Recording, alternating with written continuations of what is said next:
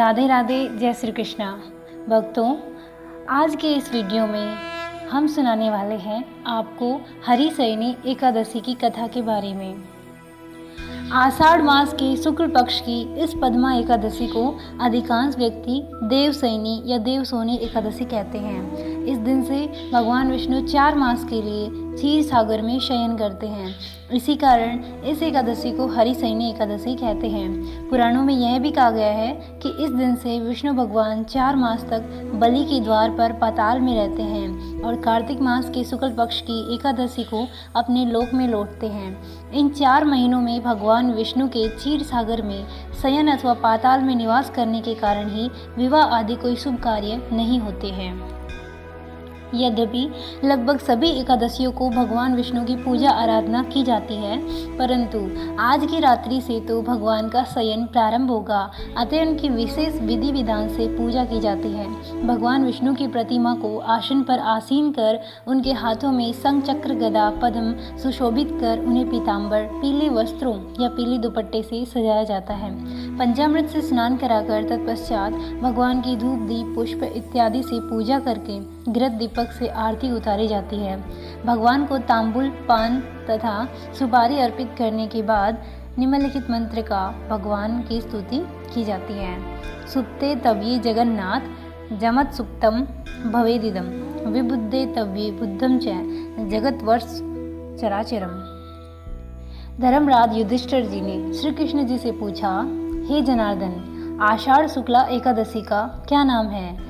इस व्रत के करने की विधि क्या है और किस देवता का पूजन किया जाता है? श्री कृष्ण कहने लगे, हे युधिष्ठिर, एक समय नारद जी ने ब्रह्मा जी से यही प्रश्न किया था। तब ब्रह्मा जी ने उत्तर दिया कि हे नारद, तुमने कलयुगी जीवों के उद्धार के लिए अति उत्तम प्रश्न किया है, क्योंकि एकादशी व्रत सब व्रतों में श्रेष्ठ है। इस व्रत से समस्त पाप नष्ट हो जाते हैं और जो व्यक्ति इस व्रत को नहीं करते वे नरकगामी होते हैं। सभी एकादशियों के व्रत श्रेष्ठ हैं और उनके करने से भगवान विष्णु प्रसन्न होते हैं, परंतु उन सब में भी आषाढ़ मास के शुक्ल पक्ष की यह एकादशी तो सबसे अधिक पुण्य प्रदायक है। पद्मा नामक इस एकादशी से संबंधित पुराणों में वर्णित एक कथा मैं तुमसे कहता हूँ। हे नारद, तुम ध्यानपूर्वक इस कथा को सुनो। सतयुग में मानधाता नाम का एक सूर्यवंशी राजा था, जो सत्यवादी और महान प्रतापी था। वह प्रजा का पुत्र की तरह पालन किया करता था। उनकी प्रजा धन धान्य से भरपूर और सुखी थी। उसके राज्य में कभी अकाल नहीं पड़ता था। एक समय उस राजा के राज्य में 3 वर्ष तक वर्षा नहीं हुई और अकाल पड़ गया। प्रजा अन्न की कमी के कारण अत्यंत कष्ट पाने लगी और अन्न के अभाव के कारण यज्ञ आदि भी बंद हो गई। एक दिन प्रजा राजा के पास जाकर कहने लगी, हे राजन, समस्त विश्व की सृष्टि का कारण वर्षा है। वर्षा के अभाव में अकाल पड़ गया है और अकाल से प्रजा मर रही है, इसलिए कोई ऐसा उपाय कीजिए जिससे प्रजा का कष्ट दूर हो। राजा मानधाता ने कहा, आप लोग ठीक कह रहे हैं, वर्षा से ही अन्न उत्पन्न होता है और आप लोग वर्षा न होने से अत्यंत दुखी हैं। मैं आप लोगों के दुखों को समझता हूँ। ऐसा कहकर राजा कुछ सेना साथ लेकर वनों की तरफ चल दिया। वह अनेक ऋषियों के आश्रम में भ्रमण करता हुआ अंत में ब्रह्मा जी के पुत्र अंगिरा ऋषि के आश्रम में पहुंचा। वहां राजा ने घोड़े से उतरकर अंगिरा ऋषि को प्रणाम किया। मुनि ने राजा को आशीर्वाद देकर कुशल क्षेम के पश्चात उससे आश्रम में आने का कारण पूछा। राजा ने हाथ जोड़कर विनीत भाव से कहा कि हे भगवान, सब प्रकार से धर्म का पालन करने पर भी मेरे राज्य में अकाल पड़ गया है। इससे प्रजा अत्यंत दुखी है। राजा के पापों से ही प्रजा को कष्ट मिलता है, ऐसा शास्त्रों में लिखा है। जब मैं धर्म के अनुसार राज्य करता हूँ तो मेरे राज्य में अकाल कैसे पड़ गया? मैं आपसे इसी संदेह का निवारण करने के लिए आया हूँ। कृपया करके मेरी संदेह का निवारण कीजिए और साथ ही प्रजा के कष्ट को दूर करने का कोई उपाय भी बतलाइए। राजा की ये बातें सुनकर महर्षि अंगिरा ने कहा, हे राजन, यह सत्य युग सब युगों में उत्तम है। इसमें धर्म के चारों चरण उपस्थित हैं, अर्थात इस युग में धर्म की सबसे अधिक उन्नति है। लोग ब्रह्म की उपासना करते हैं और ब्राह्मणों को ही केवल वेद पढ़ने तथा तप करने का अधिकार है, परंतु आपके राज्य में एक शूद्र तपस्या कर रहा है। इसी दोष के कारण आपके राज्य में वर्षा नहीं हो रही है। इसलिए यदि आप प्रजा का भला चाहते हैं तो उस शूद्र का वध कर दो। राजा ने कहा, महाराज, मैं उस निरपराध तपस्या करने वाले शूद्र को किस तरह मार सकता हूँ? आप इस दोष से छूटने का कोई अन्य उपाय बताइए। तब ऋषि कहने लगे, हे राजन, तुम अन्य उपाय जानना चाहते हो तो सुनो। आषाढ़ मास के शुक्ल पक्ष की पद्मा नाम की एकादशी का विधि पूर्वक व्रत करो। इस व्रत के प्रभाव से तुम्हारे राज्य में वर्षा होगी और प्रजा सुख पाएगी। इस एकादशी का व्रत सब सिद्धियों को देने वाला तथा उपद्रव को शांत करने वाला है। अतएव प्रजा, सेवकों और मंत्रियों सहित तुम इस व्रत को करो। मुनि के वचन सुनकर राजा अपने नगर वापस आ गया और विधि पूर्वक पद्मा एकादशी का व्रत किया। उस व्रत के प्रभाव से वर्षा हुई और प्रजा को सुख पहुंचा। इस हरिशयनी एकादशी का व्रत सभी मनुष्यों को करना चाहिए, क्योंकि यह व्रत इस लोक में भोग और परलोक में मुक्ति देने वाला है।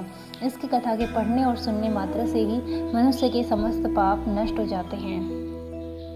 पद्मा एकादशी की ये कथा सुनने के बाद भगवान श्री कृष्ण ने कहा, हे राजन, इस पद्मा एकादशी का ही दूसरा नाम हरिशयनी एकादशी भी है। आज से भगवान विष्णु 4 मास के लिए शयन करते हैं और चतुर्मास्य व्रत भी आज से ही प्रारंभ होते हैं। तब युधिष्ठिर ने विनीत भाव से पूछा, हे जनार्दन, भगवान विष्णु के शयन की विशिष्ट पूजा और व्रत तथा चातुर्मास्य व्रत कैसे किया जाता है? मेरी जानने की बड़ी इच्छा है, कृपया इनके बारे में विस्तार पूर्वक बतलाइए।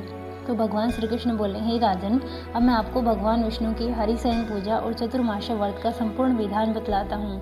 इसे आप ध्यानपूर्वक सुनिए। जब सूर्य कर्क राशि में आता है तब भगवान शयन करते हैं और जब तुला राशि में आता है तब भगवान सोकर उठते हैं। अधिक मास के आने पर भी यह क्रिया इसी प्रकार की जानी चाहिए।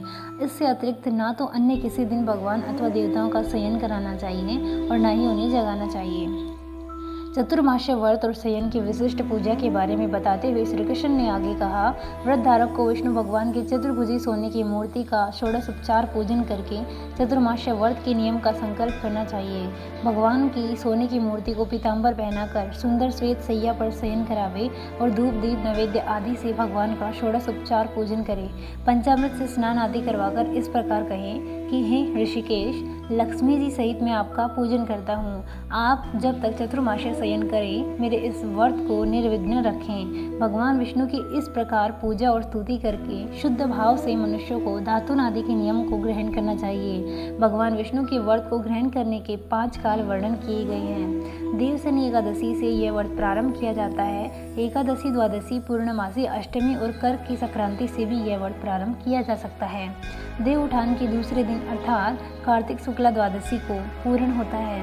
इस व्रत के करने से समस्त पाप नष्ट हो जाते हैं। जो मनुष्य प्रतिवर्ष इस व्रत को करते हैं वे सूर्य जैसे दीप्तिमान विमान पर बैठकर स्वर्ग को जाते हैं। इस व्रत में गुरु तथा शुक्र की बाल वृद्धावस्था वर्जित नहीं है।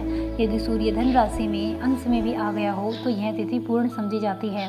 जो स्त्री या पुरुष पवित्र होकर शुद्धता से इस व्रत को करते हैं वे सब पापों से छूट जाते हैं। बिना संक्रांति का मास, मलमास देवता और पितृ कर्मों में वर्जित है। आगे भगवान श्री कृष्ण जी ने कहा, हे राजन, अब विभिन्न कार्यों का अलग अलग फल सुनो। जो मनुष्य प्रतिदिन मंदिर में झाड़ू देते हैं, जल से धोते हैं, गोबर से लीपते हैं या मंदिरों में रंग करते हैं, उनको 7 जन्म तक ब्राह्मण योनि मिलती है। जो मनुष्य चतुर्मास में भगवान को दूध, दही, घी, शहद और मिश्री आदि से स्नान कराते हैं तथा ब्राह्मणों को भूमि, स्वर्ण आदि का दान करते हैं, वे वैभवशाली होकर अंत में स्वर्ग में जाकर इंद्र जैसा सुख भोगते हैं।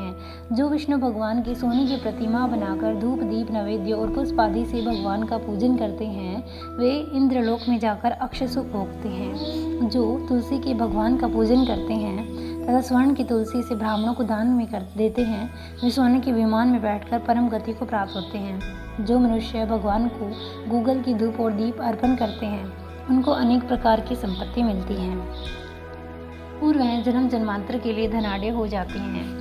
चतुर्मास्य व्रत की महिमा का वर्णन करते हुए भगवान श्री कृष्ण ने आगे कहा, जो मनुष्य चतुर्मास्य में पीपल के वृक्ष तथा भगवान विष्णु की परिक्रमा करते हैं और पूजा करते हैं उनको विष्णु लोक की प्राप्ति होती है। जो संध्या समय में देवताओं तथा ब्राह्मणों को दीप दान करते हैं तथा विष्णु भगवान का हवन करते हैं वे सुंदर विमान में बैठकर स्वर्ग जाते हैं और अप्सराओं से सेवित होते हैं। जो भगवान का चरणामृत लेते हैं वे आवागमन से मुक्त हो जाते हैं और जो नित्य प्रति तीनों समय मंदिर में 108 बार गायत्री मंत्र का जप करते हैं वे पापों में लिप्त नहीं होते।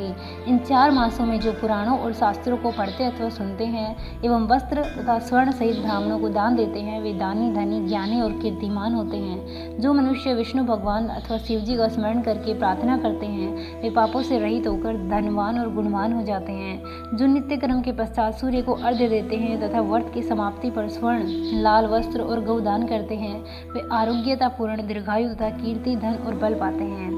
चतुर्मास्य में जो मनुष्य गायत्री मंत्र द्वारा तिल से होम करते हैं और समाप्ति पर दान करते हैं उनके समस्त पाप नाश होकर निरोग शरीर मिलता है तथा सुपात्र संतान मिलती है। जो मनुष्य अन्न से हवन करते हैं और समाप्त हो जाने पर घी, गड़ा तथा वस्त्रों का दान करते हैं वे ऐश्वर्यशाली होकर ब्रह्मा के समान भोग भोगते हैं और उनके शत्रुओं का नाश हो जाता है। जो पीपल की पूजा करते हैं तथा अंत में स्वर्ण सहित वस्त्रों का दान भी करते हैं वे सब पापों से छूटकर भगवान के प्रिय भक्त बन जाते हैं। जो मनुष्य तुलसी जी को धारण करते हैं तथा अंत में भगवान विष्णु के निमित्त ब्राह्मणों को दान करते हैं वे विष्णु लोक को प्राप्त हो जाते हैं। जो मनुष्य चतुर्मास्य में भगवान के शयन के उपरांत प्रतिदिन उनके मस्तक पर दुर्वा चढ़ाते हैं और अंत में स्वर्ण की दुर्वा का दान करते हैं वे भी वैकुंठ लोक को जाते हैं। जो दान करते हुए इस प्रकार की स्तुति करते हैं कि हे दुर्वे, जिस भांति पृथ्वी पर शाखाओं से तुम फैली हुई हो उसी प्रकार मुझे अजर अमर संतान दो, इस प्रकार स्तुति करके सोने की दुर्वा ब्राह्मण को दान करने वाले मनुष्य सब पापों से छूट जाते हैं और अंत में उनको स्वर्ग लोक की प्राप्ति होती है। जो भगवान के मंदिर में जाकर रात्रि जागरण और भजन कीर्तन करते हैं वे भी स्वर्ग को जाते हैं। चतुर्मास्य व्रत में उत्तम ध्वनि वाला घंटा दान करने का विशिष्ट महत्व है। इस समय दाता को यह प्रार्थना करनी चाहिए कि हे भगवान, जय जगत पिता, हे सृष्टि की संचालन करता, आप पापों का नाश करने वाले हैं। आप मेरे न करने योग्य कर्मों तथा न करने योग्य पापों के करने से जो पाप उत्पन्न हुए थे उनको नष्ट करिए। व्रत की समाप्ति पर जो गायों का एक ही कपिला गौ का दान करते हैं, वस्त्र दान करते हैं अथवा जो नित्य प्रति ब्राह्मणों को नमस्कार करते हैं वे धनाढ्य होते हैं। उनका जीवन सफल हो जाता है और साथ ही समस्त पापों से भी छूट जाते हैं। चतुर्मास्य में जो ब्राह्मणों को भोजन कराते हैं उनकी आयु तथा लक्ष्मी की वृद्धि होती है। जो मनुष्य स्वर्ण का सूर्य बनाकर ब्राह्मण को दान देते हैं उनका फल 100 यज्ञों के समान होता है। जो शिव जी के प्रश्नार्थ चांदी अथवा तांबे का दान करते हैं उनको उत्तम पुत्र की प्राप्ति होती है। जो शहद से भरा हुआ चांदी का बर्तन अथवा तांबे के पत्र में गुड़ भरकर और तिल, सोना और जूते का दान करते हैं वे सुलोक को प्राप्त होते हैं। जो मनुष्य चतुर्मास्य में ब्राह्मणों की पूजा करते हैं, अन्न वस्त्रों का दान करते हैं तथा समाप्ति पर सैया दान देते हैं वे अक्षय सुख को प्राप्त करके लक्ष्मीवान होते हैं। जो वर्षा ऋतु में गोपी चंदन दान करते हैं वे भोग और मोक्ष को प्राप्त करते हैं। जो सूर्य और गणेश जी का पूजन करते हैं वे उत्तम गति को प्राप्त होते हैं। जो चतुर्मास्य में भगवान का हवन करते हैं और शक्कर दान करते हैं, साथ ही उद्यापन भी करते हैं, उनके सब पाप नष्ट हो जाते हैं और उन्हें यशस्वी पुत्र की प्राप्ति होती है। हे कुंती पुत्र, चतुर्मास्य व्रत करने वाले मनुष्य सभी कलाओं में निपुण, स्त्रियों में प्रिय होता है। हे मनुष्य, चतुर्मास्य व्रत में फल, मूल, शाक आदि का जो मनुष्य दान करते हैं वे सुखी और राजयोगी होते हैं। जो मनुष्य इस व्रत में प्रतिदिन सोंठ, मिर्च, पीपल, वृक्ष, वस्त्र और दक्षिणा के सहित दान करते हैं और अंत में सोने की सोंठ, मिर्च आदि दान करते हैं वे 100 वर्ष तक जीवित रहकर स्वर्ग में जाते हैं। जो बुद्धिमान ब्राह्मण को मोती का दान करते हैं वे कीर्ति प्राप्त करते हैं। जो मनुष्य इस व्रत में तांबुल दान करते हैं अथवा जितेंद्रिय होकर पान खाना छोड़ देते हैं और अंत में लाल वस्त्र का दान देते हैं वे सौंदर्यशाली, निरोगी, बुद्धिवान, भाग्यवान और सुंदर वाणी बोलने वाले बनते हैं। तांबुल के दान से देवता प्रसन्न होकर अनंत धन देते हैं। जो मनुष्य इस व्रत में लक्ष्मी जी और पार्वती जी को प्रसन्न करने के लिए हल्दी का दान करते हैं और अंत में चांदी के पात्र में हल्दी भरकर देते हैं, ऐसे स्त्रियां अपने पति के साथ और पति अपनी पत्नियों के साथ सुख भोगते हैं। उन्हें सौभाग्य, अक्षय धन व सुपात्र संतान मिलती है और साथ ही वे देवताओं से भी पूजित होते हैं। जो मनुष्य इस काल में शिव जी और पार्वती जी की प्रसन्नता के लिए ब्राह्मण, स्त्री अथवा पुरुष का पूजन करके दक्षिणा, वस्त्र और स्वर्ण दान करते हैं और आरंभ में शिव जी की स्वर्ण प्रतिमा बनाकर दान करते हैं, बैल का दान करते हैं, उन्हें संपत्ति और कीर्ति दोनों प्राप्त होते हैं। जो मनुष्य फल का दान करते हैं और अंत में स्वर्ण देते हैं उनके सब मनोरथ सिद्ध होते हैं तथा सुपात्र संतान उत्पन्न होती है। फल दान से नंदन वन का सुख प्राप्त होता है। जो मनुष्य इस व्रत में पुष्प का दान करते हैं वे ज्ञान प्राप्त करके ब्रह्मलोक में पितरों के साथ अनेक सुखों को भोगते हैं। जो व्यक्ति चतुर्मास्य में प्रजापत्य व्रत करते हैं और उसकी संपत्ति पर गौदान और ब्राह्मणों को भोजन कराते हैं, वे सब पापों से मुक्त होकर ब्रह्मलोक को जाते हैं। जो वस्त्रों एवं बैलों के सहित हल्का दान एवं शाक, मूल और फलों का आहार करते हैं, वे विष्णु लोक को जाते हैं। जो मनुष्य केला या पलास के पत्रों में भोजन करते हैं, कांसे के पात्र और वस्त्र दान करते हैं तथा तेल नहीं खाते, उनके समस्त पाप नष्ट हो जाते हैं। जो मनुष्य पयोव्रत करते हैं, अंत में दूध वाली गऊ का दान करते हैं, वे विष्णु लोक को जाते हैं। ब्रह्मघाती, बालघाती, शराबपान करने वाला, असत्य बोलने वाला, अगम्या से गमन करने वाला, विधवा का शील भंग करने वाला, ब्राह्मणी और चंडालिनी के साथ भोग करने वाला महापापी भी चतुर्मास्य व्रत करने पर पाप से मुक्त हो जाता है। चतुर्मास्य व्रत के अंत में 64 फल, कांसे का पात्र और वस्त्रों और आभूषणों के साथ गौ और बछड़ा दान करना चाहिए। जो मनुष्य भूमि को गोबर से शुद्ध करके भगवान का स्मरण करते हैं, वे धार्मिक राजा होते हैं तथा उनकी संतान भी अच्छी होती है। उनको किसी शत्रु का भय नहीं होता और अंत में स्वर्गलोक को जाते हैं। चतुर्मास्य व्रत में जो नित्य प्रति भजन कीर्तन करते हैं और अंत में ब्राह्मणों को भोजन करवाते हैं, उन्हें शिवलोक की प्राप्ति होती है। जो एक समय भोजन करते हैं और अंत में निराहार रहते हैं और भूखों को भोजन कराते हैं, भक्तिपूर्वक भगवान का पूजन करते हैं, भगवान के शयन करने पर भूमि पर सोते हैं, जो मैथुन नहीं करते, वे यशस्वी और लक्ष्मीवान होकर स्वर्ग में जाते हैं। जो सपरिवार चावल अथवा जौ का भोजन करते हैं और जो तेल नहीं लगाते, अंत में कांसे या मिट्टी के पात्र में तेल भरकर दान करते हैं, अथवा जो शाक नहीं खाते, अंत में चांदी के पात्र को वस्त्र में लपेटकर या 10 प्रकार के शाकों से भरकर वेद पाठित ब्राह्मण को दान करते हैं, वे शिवलोक में जाकर अक्षय कीर्ति प्राप्त करते हैं। जो मनुष्य गेहूं छोड़ने का नियम और व्रत के अंत में सोने के गेहूं बनाकर दान देते हैं तथा जो व्रत में इंद्रियों का दमन करते हैं, उन्हें अश्वमेध यज्ञ का फल प्राप्त होता है। जो मनुष्य श्रावण में शाक, भादों में दही, आश्विन में दूध, कार्तिक में दाल का त्याग करते हैं, वे निरोग और स्वस्थ रहते हैं। जो मीठा, खट्टा, कड़वा पदार्थ त्याग देते हैं, वे समस्त दुर्गुणों से छूट जाते हैं। जो भगवान का स्मरण करते हैं तथा जो पुष्प आदि का त्याग करते हैं, वे स्वर्ग को जाते हैं। जो चंद्रायण व्रत करके जो एकमात्र दूध का ही भोजन करते हैं, वे ब्रह्मलोक को प्राप्त होते हैं तथा उनका वंश प्रलय तक रहता है। जिस दिन भगवान उठते हैं, उस दिन ब्राह्मणों को वस्त्रों का दान और भोजन कराना चाहिए। वह सब दान सुपात्र को देने चाहिए। कुपात्र को दान देने और लेने वाला दोनों नरकगामी होते हैं। तो भक्तों, आज मैंने आपको सुनाई है देवशयनी एकादशी की कथा और महात्म्य। अगर आपको मेरा ये वीडियो अच्छा लगा हो तो प्लीज़ उसे लाइक करें और मेरे चैनल को सब्सक्राइब करें और ज़्यादा से ज़्यादा इस वीडियो को शेयर करें। राधे राधे, जय श्री कृष्ण।